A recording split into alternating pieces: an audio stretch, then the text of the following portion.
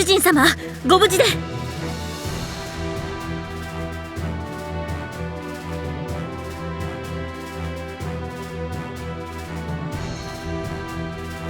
大丈夫です。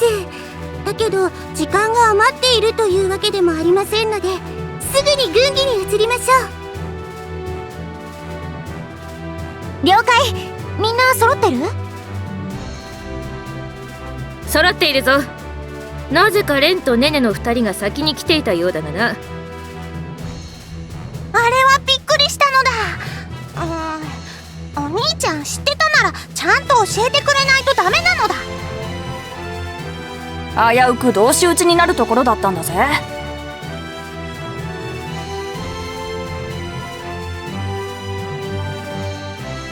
何？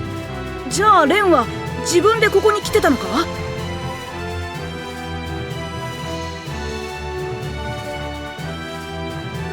匂いってそんなむちゃくちゃでもないか。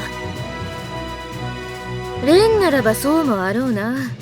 うちには似たようなやつがもう一人いるしな。なんでリンリンを見るのだ？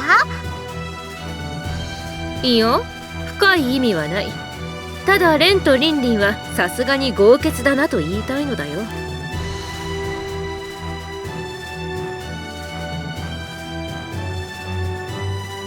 了解です。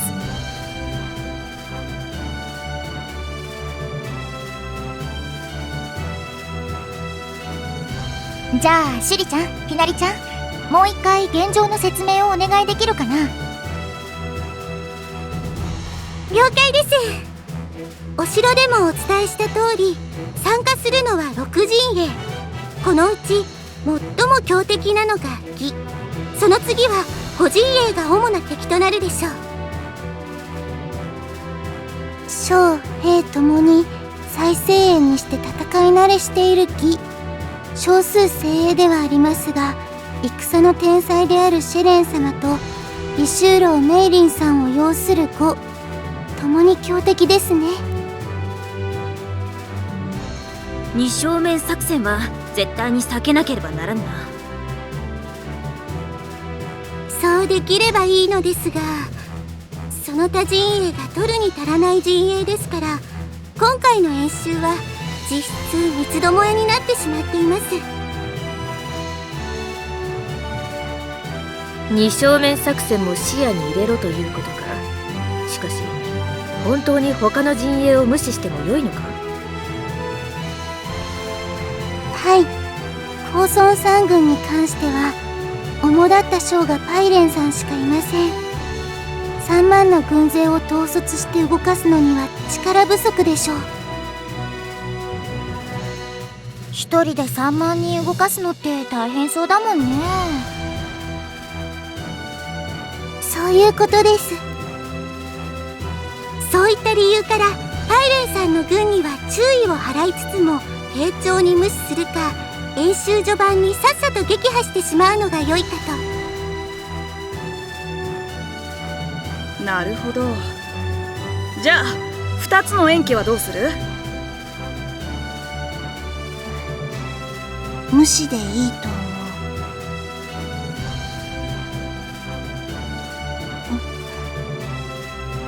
炎章は多少厄介。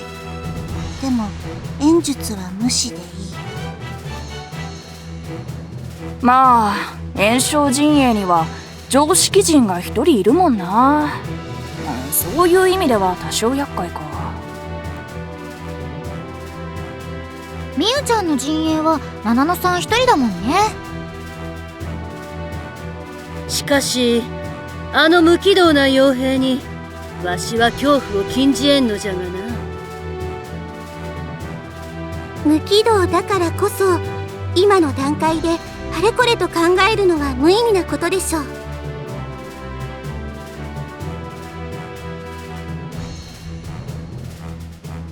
猛将にして了承って誰だっけ？なんか親近感を覚える呼び方なのだ。誰だったかな。なんか聞いたことあるような気がするんだけど。思い出せんなあ。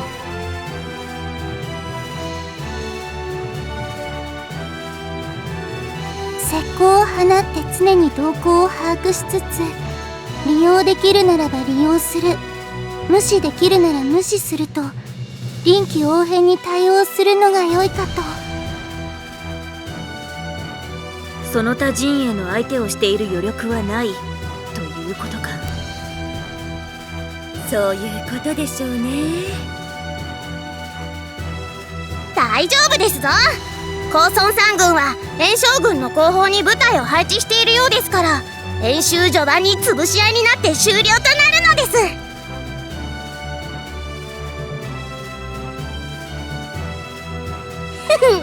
ネネはレン殿の軍師ですぞ。こんなこともあろうかと、こんなこともあろうかと、戦場の各方面に石膏を放っておいたのです。レンが頼んだ。役に立ったら嬉しい。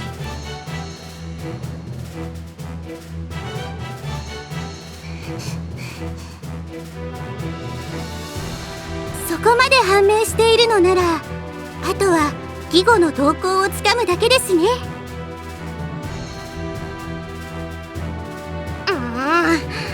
さすがにあの2国は戦い慣れしておりますからな。石膏狩りをしているのか、部隊の位置を把握できていないのです。仕方ないですよ。じゃあ2国に対しての石膏活動は本隊からも100人ほど出して、なんとか早朝までに尻尾をつかみましょう。まずは義母の動向を把握してから動くんだね。でもその後はどうするの？そうですね。基本的に私たちが狙うのはいつものように漁夫の利です。義と呉両者のぶつかり合いを誘発、その後に乱入して漁夫の利をかすめ取るのが最良の策。だけどこの考えはきっと両国とも考えていることだと思います。だろうな。先に動いた方が負けか。しかし動かずにいたら勝利をつかむことはできん。難儀だな。もうややこしいことはなしにして、ズバッと突撃、ズバッと勝利でいいのだ。リンリンの言う通り、突撃粉砕勝利こそ我ら武人の本懐ではないか。脳筋が言いそうな言葉だよね。なんだと？タンポポ、やっと起きたのか。おはよう。てか事情は聞いたけど、それならそうでちゃんと起こしてよ。たるんでるお前が悪い。実戦さながらの演習なんだから、気を抜いてると死ぬぞ。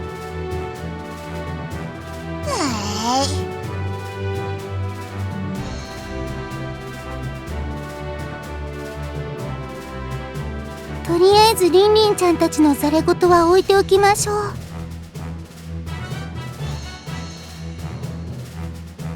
皆さんがおっしゃることもよくわかるのですが、今回に関しては両国に先駆けて動かないとダメです。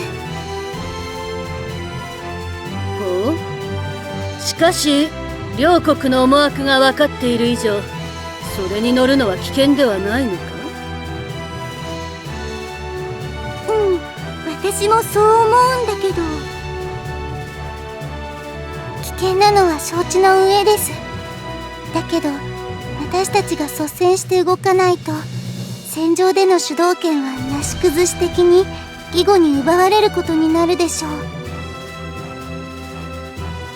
主導権を奪われるってどういうこと？この演習の規定で各陣営同じだけの兵を率いてこの戦場にいます。兵数が同じならば戦力の差が出るところは小の差でしょう。5の将は少数精鋭ですから、まずは5を潰すことこそ勝利への道かと。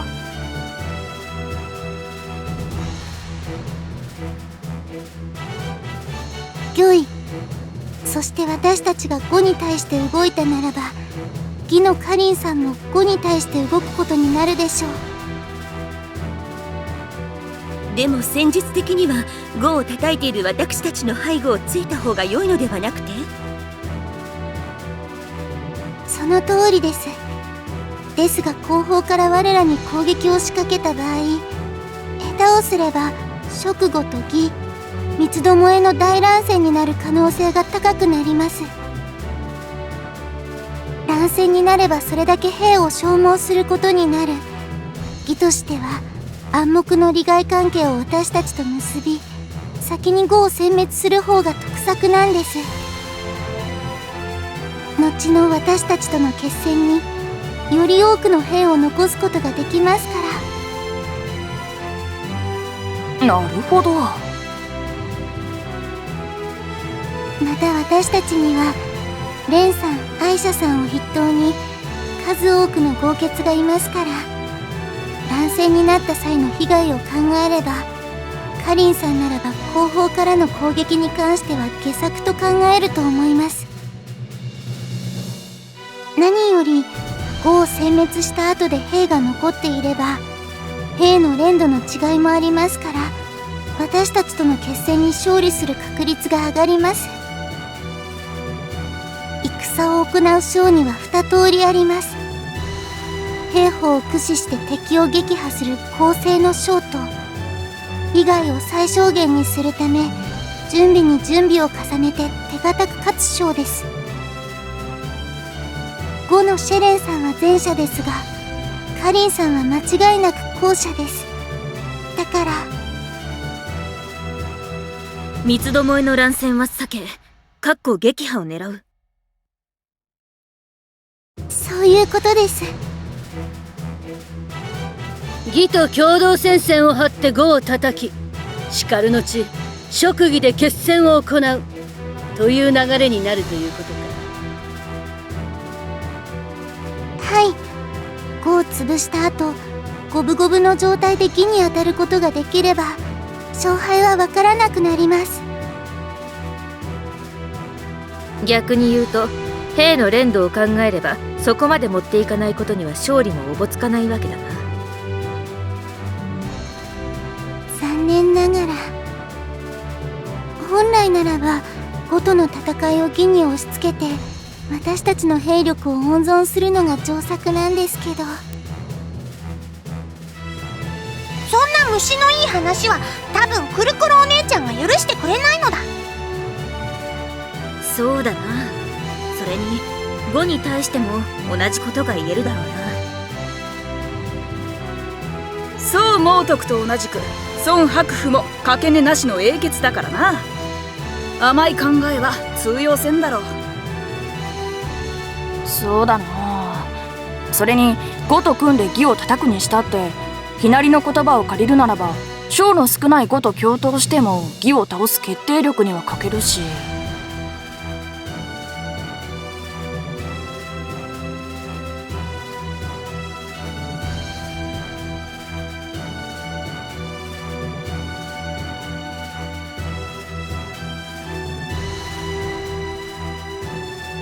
寄ってたかって呉を叩くしかないってことか。そういうことだな。しかし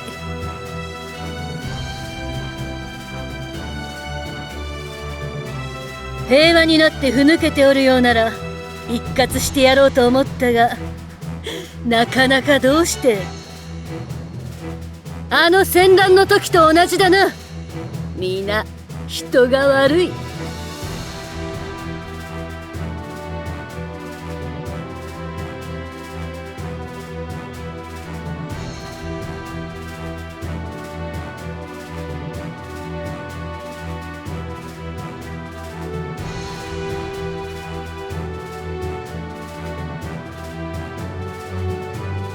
そうなのだ。リンリン負けるの嫌なのだ。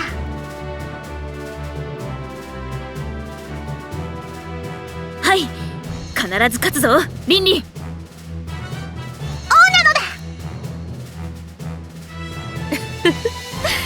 やれやれ、一番乗り気ではなかった主も勝ち負けにこだわる獣だったということか。ご主人様の場合、どちらかという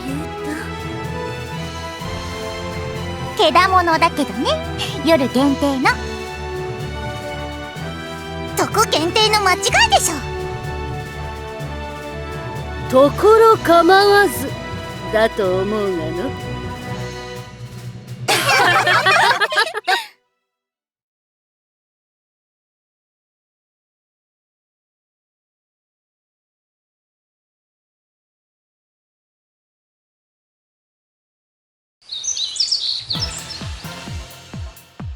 5は北方一里のところに魚鱗にて展開。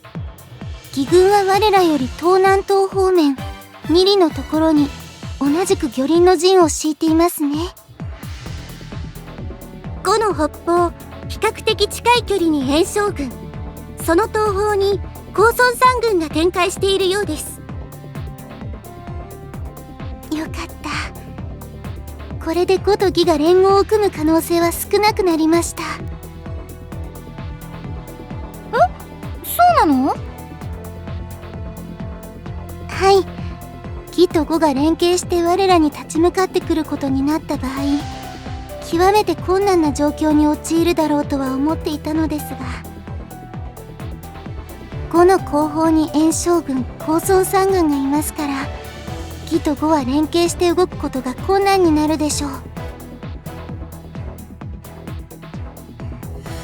後方にも注意を払っておかなければ、義語連合として蜀と戦っている最中に後方を訳される可能性が出てきます。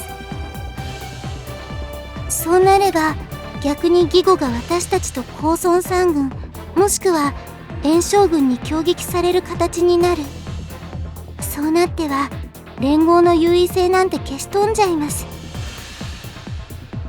戦場で己の軍の優位性を最優先に考える、それが兵法の理ですけど、そこを考えれば義語の連合の危険性は低くなったと見るべきかと。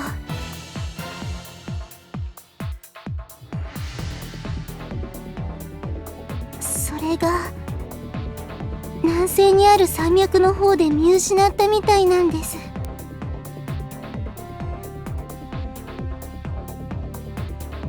注意するに越したことはないが、まずは5に意識を向けんとならんでしょうな。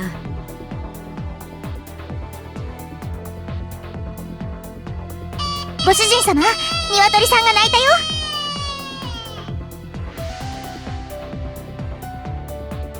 たよ。おう、楽隊ドラ鳴らせ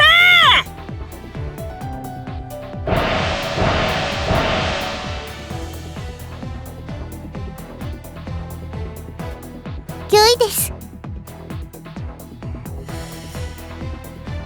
では皆さんの配置を通達します。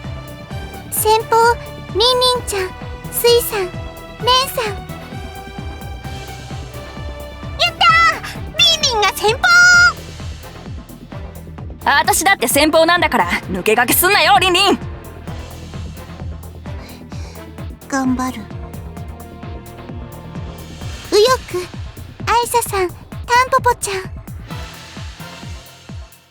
補佐を頼むぞタンポポ。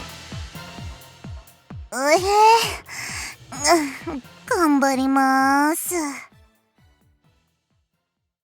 左翼、セイさん、エンヤさん。左翼全局はお前に任せる。その突破力で5を粉砕してくれよ。任せておけ。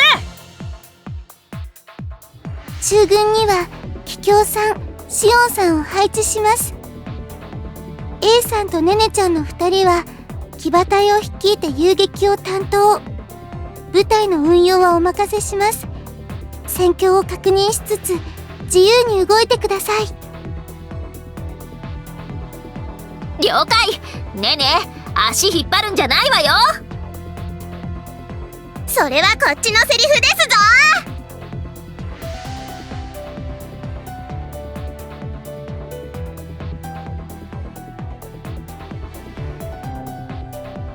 ご主人様は本陣で待機です。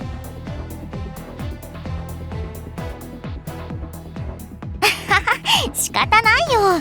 ご主人様は私と一緒に本陣で待機しとこうね。今回の演習ではガモン機を奪われたら負けですから、本陣の運営は私とトーカ様にお任せを。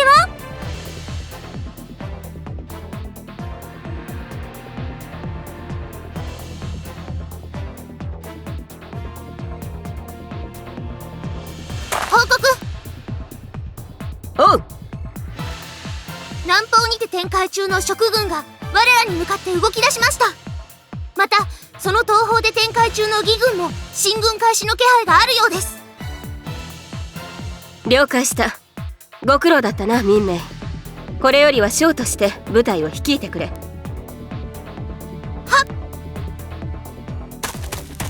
っ。さて蜀の動きからすると奴らは先に我らを始末しようとする魂胆らしいが。まあ定石でしょうね。これどういうことか分かっているかしら、レンファ。義を相手にするよりも我らの方が組みしやすいということでしょう。舐められたものです。まったくよね。で舐められたらどうする？決まっているでしょう。舐めたことを後悔するような地獄を見せるのです。その意気やよし。まずは私が先陣を切りカズトたちに地獄を見せてあげるわ。いいわよね。そうおっしゃるだろうと思っていましたよ。だって戦場って血が騒ぐじゃない。まったく隠居したくせに自分がやりたいこととなると前面に出てくる。それが私よ。はいはい。で全軍の指揮は貴様が取るとしてどうするつもりだ？決まってるでしょ。やってあげるのよ、徹底的にね。同感だ。しかし義はどうする？蜀の後方に陣取り時期を見て乱入してくるだろうが。カリー、左手で相手してあげるわ。では蜀は右手で？それで十分よ。久しぶりのシェレンの本気、友として支えてやろう。そうね。では姉様、指示を。ゴーハ傭兵。はっ。なめてかかってくる蜀の軍勢、貴様らで押し返してみせろ。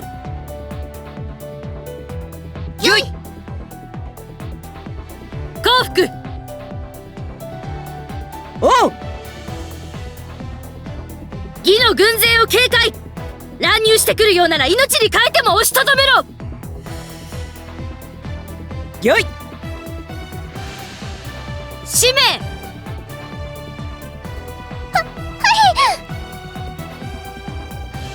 こたびは都督ではなくアモーの力を見せつけよ。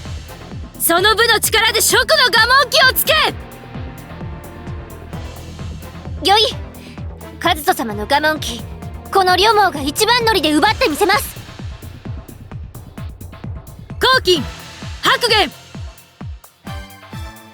はっ。我が健康一滴の攻撃、その邪魔となるものすべて貴様らの弓矢にて排除せよ。よい。レンファは本陣を守れ。以上、各員配置につけ。これより蜀を迎撃粉砕する。健康一滴、呉の恐怖を敵の魂に刻み込め。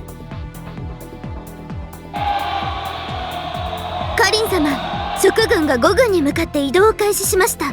呉もこれを迎え撃つようです。なるほど。先に呉を共闘で倒し、後に雌雄を決しようというわけね。お見事。蜀の動きはまさにその策かと。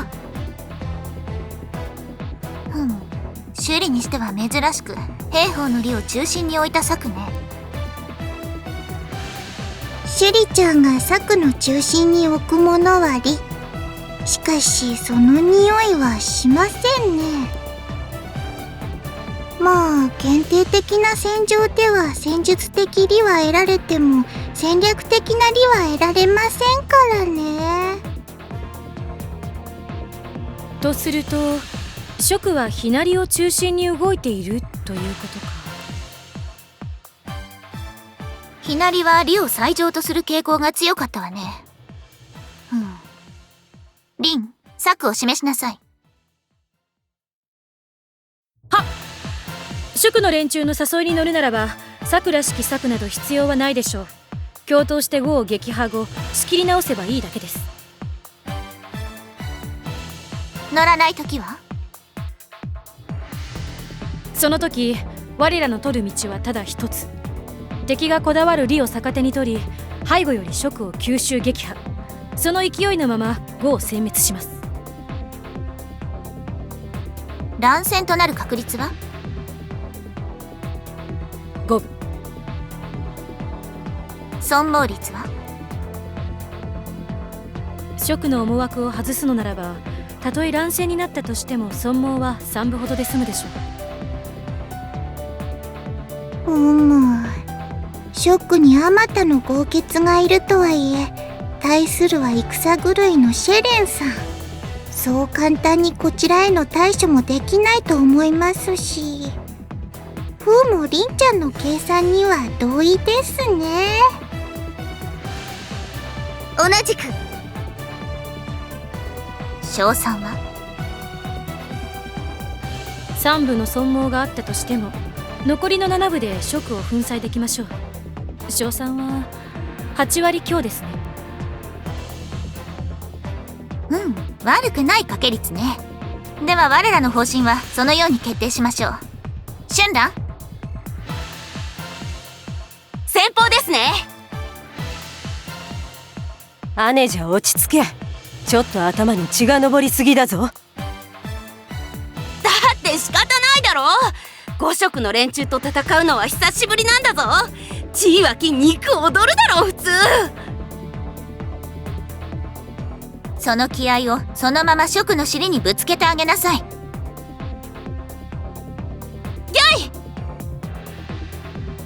イ！シア、あなたも先方をお願い。春蘭の手綱を引いとけってことやな。いつもすまないわね。約束はでけへんで。うちも戦場では頭が沸騰するさかいな。暴走状態となった姉じゃよりはマシさ。妹の私からも頼む。了解、任せとき。右翼はシューランとリンが担当。5色との距離を測りながら戦況を分析し、状況次第で好きに動け。よい。左翼はキーとルル。2人は先方を担当するシアの部隊と連携しつつ蜀の側面を削っていきなさい。あまり深入りして危ないことをしてはダメよ。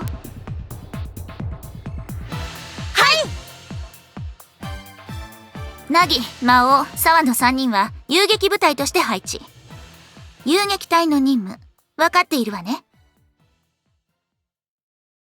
戦場の撹乱と決戦のための戦力の温存ということでしょうか。よくできました。指揮は凪が取りなさい。フーは凪の補佐を。ギョイー、凪ちゃんよろしくね。こちらこそよろしくお願いします。ケイファは本陣で私の補佐を。ギョイ。さあ久しぶりに腕を振るいましょうか。覇王と呼ばれたこの私の力、とくと思い出させてあげましょう。